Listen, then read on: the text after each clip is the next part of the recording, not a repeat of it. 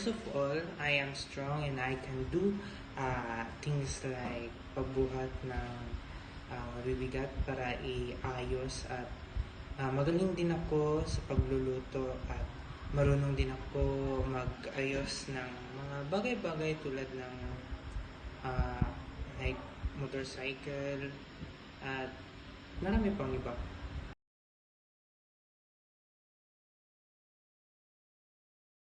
Palagay ko ay kwalipikado ako para sa posisyon ito dahil taglay ko ang mga kinakailangang kalaman, kasanayan at kaugalian na akma sa inyong hinahanap.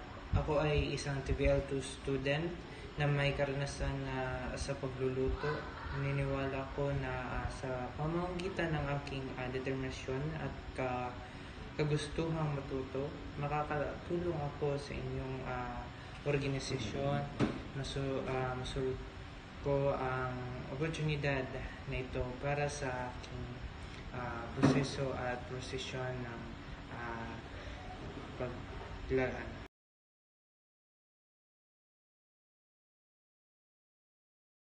Makalipas ang 5 taon, nakikita ko ang aking sarili na may mas malawak na kaalaman at karanasan sa larangang ito.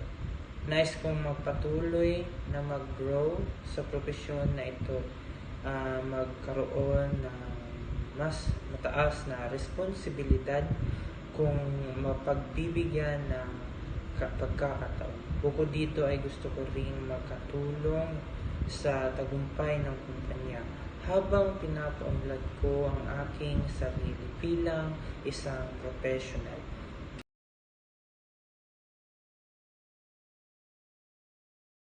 Isa sa aking mga kalakasan ko ay pagiging masipag at mapagkakatiwalaan. Kapag may pinagkatiwala sa aking gawain, sinisigurado kong matatapos ito sa oras at maayos ang kalidad.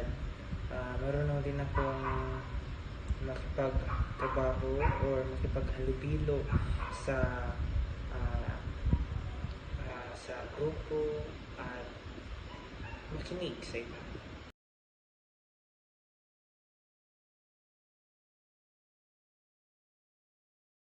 Sa palagay ko, ang pinagkaiba ko sa iba ay ang aking sipag, pagiging masikap at kagustuhan kong matuto. Hindi ako madaling sumuko at lagi akong handa tumanggap ng bagong kaalaman at responsibilidad. Kapag may trabaho o gawain na naka-assign sa akin ay ginagawa ko ito ng mabuti at buong puso at tiyaga.